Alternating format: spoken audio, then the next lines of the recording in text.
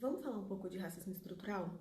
Quando se diz que o racismo é estrutural, quer-se dizer que existe uma estrutura histórica e social construída desde a colonização de países como o Brasil e os Estados Unidos, que interfere até nos dias de hoje sobre a desigualdade racial. A intenção desse vídeo é construir a estrutura de opressão, luta e conquista dos negros desde o século XV até os dias de hoje, para que a gente entenda o porquê que o racismo é estrutural. Então, a partir do século XV, ou seja, por volta de 1500, os europeus lançaram-se à exploração do mundo. Nessa época, as diferenças de fenótipo entre grupos humanos associados com os interesses políticos e econômicos das metrópoles europeias serviram como justificativa para colonizar países da África, da Ásia, da Oceania e das Américas. Então, as diferenças físicas entre europeus e o resto do mundo foram utilizadas como rótulo de superioridade e de inferioridade entre colonizadores e colonizados sobre a premissa do etnocentrismo, ou seja, uma etnia no centro da sociedade, no caso, a etnia europeia. E aí, ao longo do século XV, mais especificamente depois de 1580, milhares de negros chegaram ao Brasil através do tráfico negreiro. No litoral do continente africano, os portugueses mantinham contato com os reinos locais, que permitiam o comércio, e esse comércio incluía a venda de seres humanos. Os navios negreiros, eles comportavam cerca de 300 a 500 escravos que ficavam presos dentro de um porão com a movimentação limitada dos seus corpos e com pouca água e pouca comida, até mesmo como uma estratégia dos europeus para que esses negros não se rebelassem. As viagens da África para o Brasil demoravam entre 30 a 60 dias e, devido às péssimas condições, muitos negros adoeciam e ou morriam antes mesmo de chegarem ao Brasil. Os escravos angolanos corresponderam a 75% do total desembarcado no Brasil. E aí, 270 anos depois, em 1850, a Lei Eusébio de Queiroz proibiu o tráfico de novos escravos. Ou seja, os escravos que estavam aqui continuariam sendo escravos, mas não poderiam chegar novos escravos. Em 1868, os escravos estadunidenses foram libertos.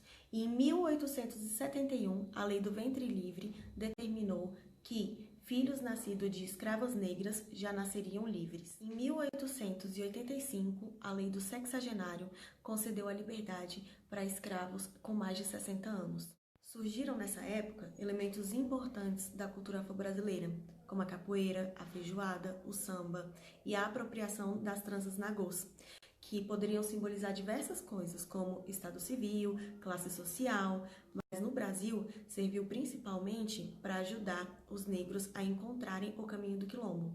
As mulheres negras traçavam a rota do quilombo nas suas próprias tranças.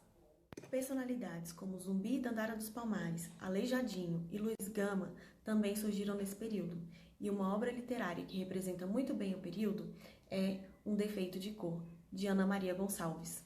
Depois de muita luta da comunidade negra e por interesse da coroa, em 1888, a Lei Áurea aboliu a escravidão no Brasil. Porém, 22 anos após a abolição da escravidão, os negros precisaram organizar uma revolta liderada por João Cândido para que não sofressem mais castigos corporais, denominada como Revolta das Chibatas. Entre os séculos 18 e 19, as ciências naturais passaram a legitimar a superioridade do branco sobre o preto a partir do darwinismo social.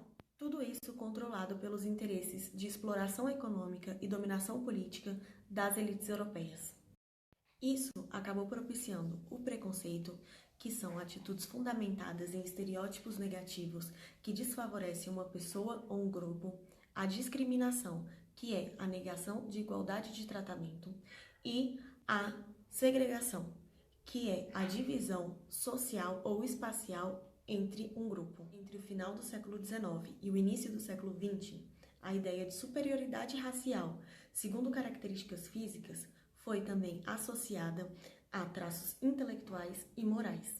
Então, para os estudiosos da época, o termo raça definia um grupo humano com características físicas, psicológicas e culturais próprias. E nesse contexto surgiu a tese da eugenia, que, segundo seus pensadores, a mistura entre as raças que mantinham características físicas, psicológicas e sociais próprias, acabaria provocando a degeneração daquela considerada mais desenvolvida, no caso, a ariana, mas ao mesmo tempo ajudaria as raças inferiores a se desenvolver, no caso, a negra e a amarela. Ou seja, quanto mais miscigenada fosse uma população, como o Brasil, maior seria a sua degeneração. E com base nisso, intelectuais brasileiros começaram a defender a tese do branqueamento, pois eles acreditavam que só assim o Brasil poderia se desenvolver aos moldes da Europa. E aí, a tese da eugenia propunha a melhora da espécie humana a partir da reprodução de indivíduos com características desejáveis. A arte que se encontra aqui atrás, chamada A Redenção de Cã, de Modesto Brocos, expressa muito bem isso. A família vai clareando a partir de parceiros brancos e a senhora está agradecendo aos céus e a Deus por essa divindade, por essa bênção na vida dela. Para vocês imaginarem, para os intelectuais da época, a diferença entre uma pessoa honesta e um criminoso estaria relacionado às características físicas dessa pessoa. Ou seja, negros seriam criminosos, brancos seriam honestos. E aí a gente já consegue imaginar, a gente já consegue perceber por que um homem negro com guarda-chuva na mão se torna um alvo fácil das balas policiais. Porque essa falsa ideia levou muitos a acreditarem num determinismo biológico, ou seja, que as minhas características físicas que vão determinar quem eu vou ser. E eu quero continuar falando sobre isso para que a gente chegue até os dias de hoje, mas em um outro vídeo.